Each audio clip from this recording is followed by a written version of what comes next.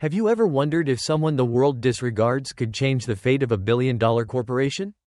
Margaret, a middle-aged woman, quietly pushed her cleaning cart through the gleaming hallways of Graves & Company, one of the most powerful financial firms in New York.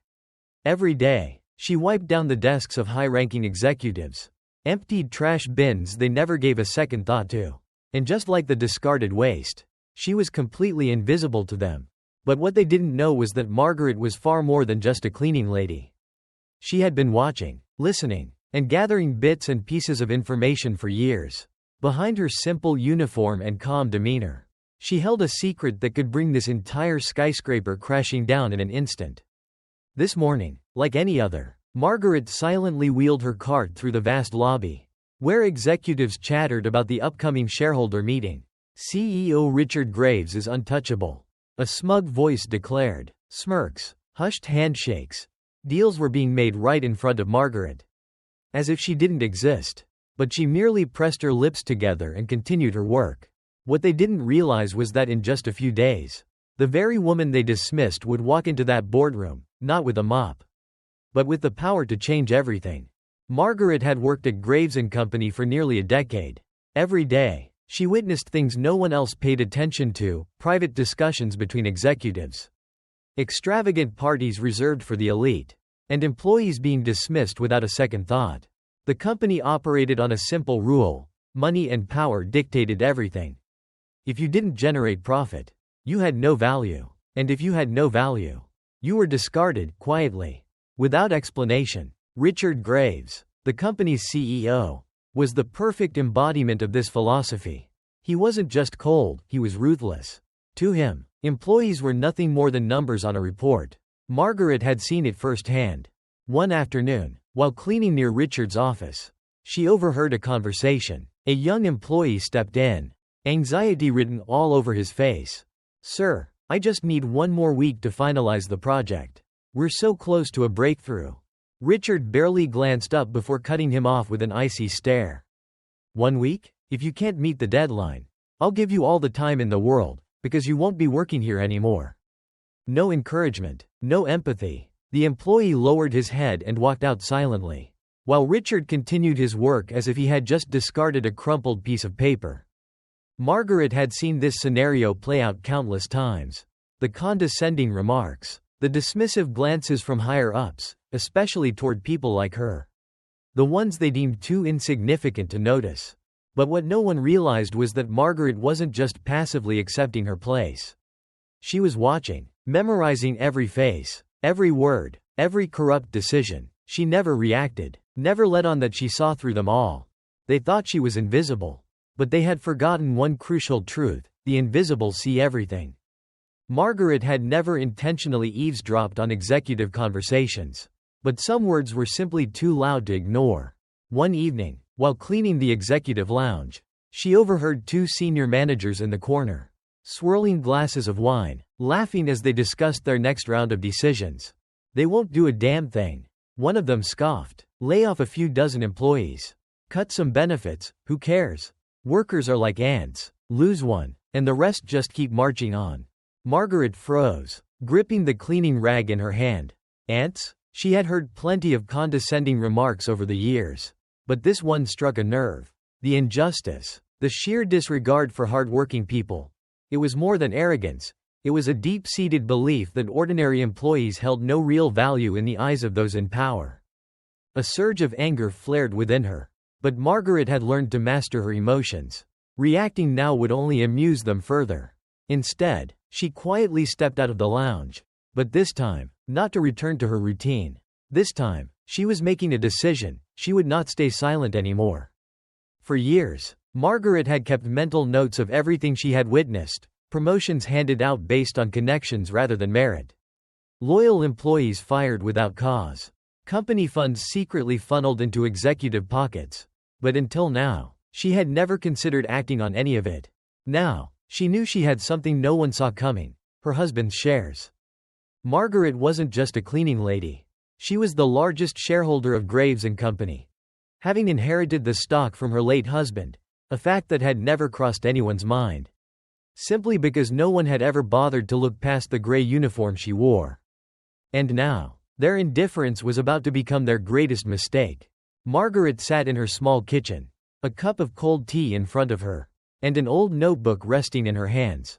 She flipped through the pages, scanning the notes she had meticulously written down over the years, overheard conversations, instances of employees being mistreated, and suspicious transactions quietly siphoned off by the company's executives. What once seemed like scattered fragments now formed a clear picture of the rot festering within Graves & Company. Margaret wasn't a financial expert or a corporate leader. But she knew one thing: she couldn't do this alone. She needed allies. Her first call was to David Carter, a lawyer her late husband had trusted. When Margaret revealed what she had uncovered, David was stunned. "Do you have proof?" he asked. Margaret nodded. "I have everything, but I need to know what I can do with it." David wasn't the only one she reached out to. She connected with a group of former employees, people who had been unfairly dismissed, crushed under the weight of Graves & Co.'s merciless policies. They were eager to help, not just for revenge, but because they believed Margaret could bring real change. She also sought out Lisa Nguyen, a former financial analyst at the company who had resigned in protest of its toxic culture. Lisa helped Margaret comb through financial reports, tracing embezzled funds and inflated figures designed to conceal the company's true state. For the first time, Margaret didn't feel alone. She had a plan. Step 1. Gather enough irrefutable evidence to force the board to listen. Step 2. Prepare her speech for the upcoming shareholder meeting, the moment she would stand before the entire board and expose the truth. Final step, and the most crucial one: make a decision that would change everything: fire Richard Graves. Margaret glanced at the cup of cold tea on the table. But inside, she was burning with determination. She had waited too long for this moment. And this time, no one was going to stop her. The day of the shareholder meeting had arrived. The top floor of Graves & Company, where the most critical decisions were made, gleamed under the glow of extravagant chandeliers. Around the long conference table, executives sat with an air of confidence, discussing profits, dividends, and the company's so-called success, a success built on the backs of people like Margaret. At the head of the table, Richard Graves sat firm, a smug smile playing on his lips. He believed he was untouchable. Margaret entered the room, pushing her cleaning cart as she always did. No one paid her any attention. She placed a water pitcher on the table like usual. But this time, she didn't leave. Instead, she stood tall, reached into her cart, and slammed a thick folder onto the table. "Apologies for the interruption," she said, her voice calm yet resolute. The room fell silent. Eyes turned toward her, some in confusion, others in irritation at the unexpected intrusion. Richard Graves narrowed his gaze, looking at her as if she had just made a fool of herself. "What are you doing? If you need to clean, wait until we're finished." Margaret didn't flinch. She pulled out a chair and sat down across from him. "I'm not here to clean," she said, locking eyes with him. "I'm here to make a decision." A murmur rippled through the room. "A decision?" One board member frowned. Margaret flipped open the folder, revealing neatly printed pages, evidence of manipulated financials, wrongful terminations, and the blatant abuse of power. She slid the file across the table. Then, she lifted her chin. "I am the largest shareholder of Graves & Co. And today, I am firing Richard Graves." A stunned silence fell over the room. Richard blinked, taking a moment to process what he had just heard. Then, he let out a sharp, mocking laugh. "You must be joking. A cleaning lady? You think you have the authority to do that?" Margaret didn't respond with words. Instead, she reached into her pocket and pulled out a single sheet of paper, a legal document confirming her majority ownership. One of the financial directors grabbed the paper, his eyes widening as he read the figures. He looked at Richard, then back at Margaret, swallowing hard. She's not joking. She really is the majority shareholder." Richard's face darkened. For the first time, panic flickered in his eyes. "This is impossible. This is my company. I built this from the ground up." Margaret cut him off. Her voice wasn't loud, but it carried more weight than any of Richard's outbursts ever could.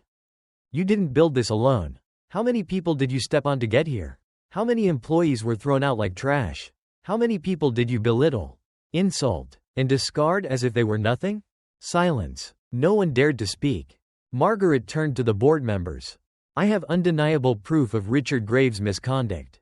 And as the largest shareholder, I am officially calling for a vote to remove him as CEO, effective immediately."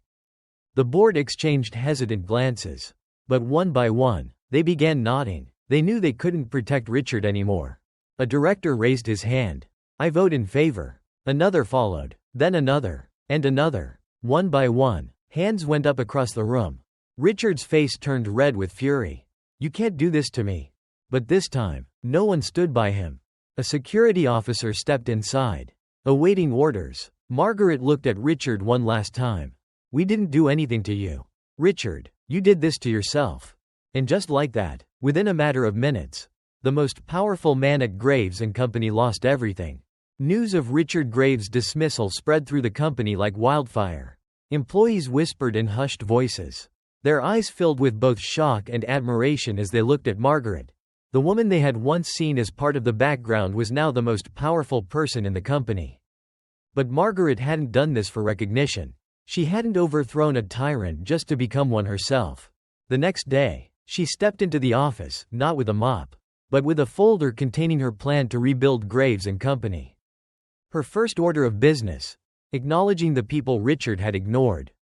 Employees whose wages had been unfairly slashed, she restored their rightful pay. The cleaning staff and maintenance workers, she ensured they received the benefits they had long been denied. The complaints buried deep in locked cabinets, she opened them and made sure every voice was finally heard. 1 week later, Graves & Company was no longer the same company. Employees no longer walked into work with fear hanging over them. Nervous, downward glances were replaced with confident nods. No one was invisible anymore. During an internal meeting, a young employee, the same intern Richard had humiliated for accidentally spilling coffee, hesitated before approaching Margaret. "Thank you," he said sincerely. "You changed this place." Margaret smiled and shook her head. "No, we changed it. Together." That afternoon, she stepped out of Graves & Company, looking up at the New York skyline bathed in the golden hues of sunset. She was no longer invisible. And the best part? She had never needed anyone's recognition, only the knowledge that she had done what was right. Life follows an unspoken rule. The quietest people often see the most. Margaret had spent years being dismissed, ignored, but that had become her greatest advantage. She didn't need noise or spectacle, only patience, observation, and the right moment to act. From an unnoticed cleaning lady to the woman who reshaped an empire. She didn't rely on manipulation or brute force. She changed everything through vigilance, perseverance, and a deep sense of justice. Margaret's story is a reminder that power isn't reserved for those with lofty titles, it also belongs to those the world overlooks. Injustice thrives only when no one dares to speak up. And sometimes, the most underestimated person is the one who can change everything. As Margaret stepped out of Graves & Company, she didn't need applause or recognition. She had never sought the spotlight. Because in the end, her greatest victory wasn't in firing a corrupt CEO, but in helping those who had once been voiceless find their voices again.